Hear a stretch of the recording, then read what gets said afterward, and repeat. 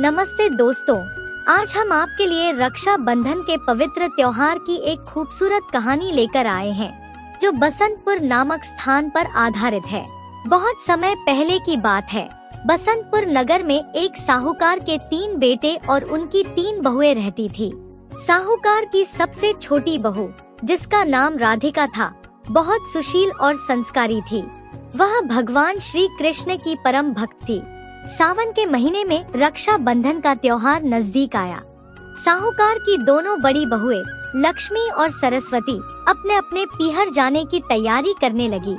सुबह सुबह लक्ष्मी और सरस्वती घर के काम जल्दी जल्दी निपटाने लगी।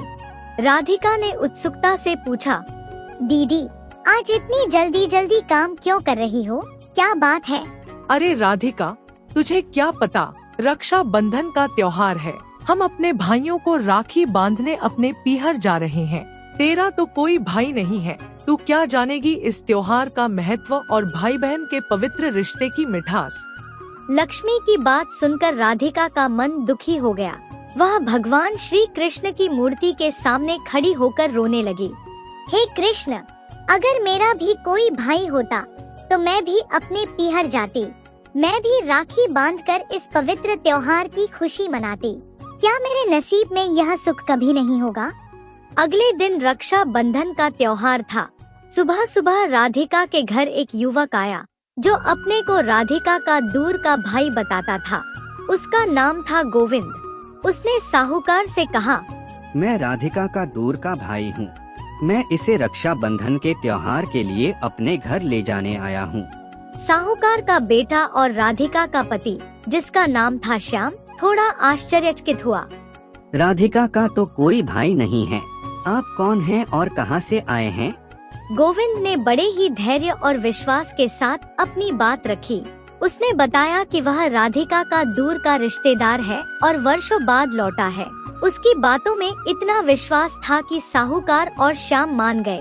साहूकार ने राधिका को गोविंद के साथ भेजने की अनुमति दे दी, लेकिन श्याम के मन में कुछ शंका थी। ठीक है, आप राधिका को ले जाएं, लेकिन मैं उसे वापस लेने खुद आऊंगा। राधिका गोविंद के साथ उसके घर के लिए रवाना हो गई। रास्ते में राधिका ने गोविंद से पूछा, भैया, तुम इतने सालों तक कहाँ थे? पहले कभी रक्षा बंधन पर राखी बंधवाने क्यों नहीं आए? बहन, मैं 7 समंदर पार परदेश में काम करने गया था।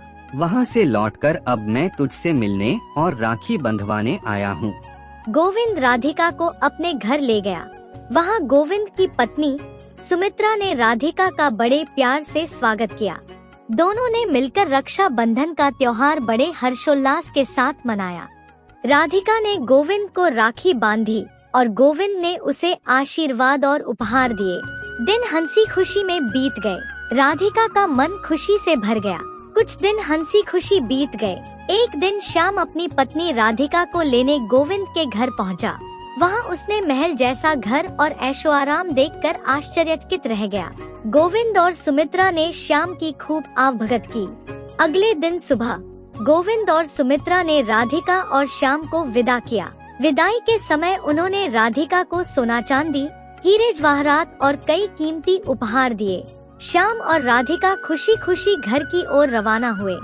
कुछ दूर जाने के बाद श्याम ने अचानक रुककर कहा, अरे, मैं तो गलती से अपना कुर्ता गोविंद के घर भूल आया। कोई बात नहीं श्याम, आपका कुर्ता तो पुराना था। इतनी दूर वापस जाएंगे तो घर पहुँचते पहुँचते अंधेरा हो जाएगा। नहीं राधिका, वह मेरा पसंदीदा कुर्ता है। मैं उसे लेने वापस जाऊंगा। श्याम और राधिका गोविंद के घर की ओर वापस चल पड़े, लेकिन जब वे वहां पहुंचे तो उनके होश उड़ गए। गोविंद का महल जैसा घर गायब था। उसकी जगह एक बड़ा सा पीपल का पेड़ खड़ा था और उस पेड़ की टहनी पर श्याम का कुर्ता टंगा हुआ था। यह देखकर श्याम का गुस्सा 7वें आसमान पर पहुंच गया। वह राधिका की ओर मुड़ा और चिल्लाया, यह क्या काला जादू है राधिका? वह कौन था जो तेरा भाई बनकर तुझे यहाँ लाया था? मुझे तो शुरू से ही उस पर शक था, इसलिए मैं तुझे लेने खुद आया था। बता, वह कौन था? गुस्से में श्याम ने राधिका को मारने की कोशिश की। तभी तेज प्रकाश के साथ भगवान श्री कृष्ण वहाँ प्रकट हुए। रुक जाओ श्याम, इसे मत मारो।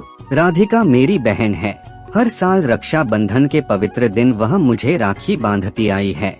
मैंने उसका भाई बनकर उसका फर्ज निभाया है।